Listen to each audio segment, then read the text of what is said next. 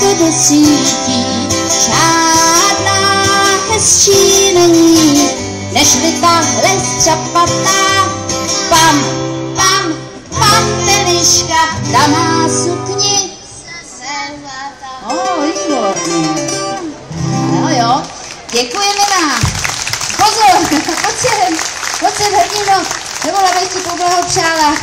Zpíval si nejčistějc, ale teď ti čeká úkol. Dávej pozor, pojď, jdeme tady k těm schodům. Já jsem si říkal, tu jsi takový velký kluk. Potom si přijďte pro plagát, jo, až skončíme. Ano, hodný strýček vám dá plagát. Tak ne, prodám, jaký já.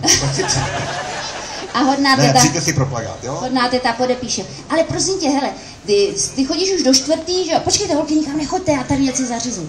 Hele, pomůžeš holkám ze schodu. Už jsi gentleman, velký kluk, že jo? Nepereš se s holkama. Ano, neperu se. Výborně, nepereš se. No, to znamená, hele, ty budeš... Víš, kdo je to vlastně gentleman? Chlap. Výborně.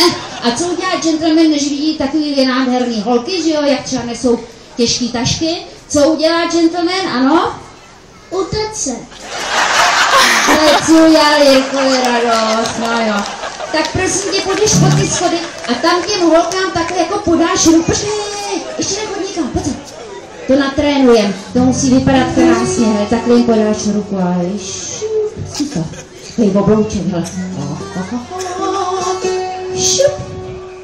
Dobrý. Utíkej pod schody a když se ti to povede, holky dvě ručičku a jdete ze schodu. Podáte mu takhle tu pacičku, ano, jako princezny, takhle krásně. Ano, výborně.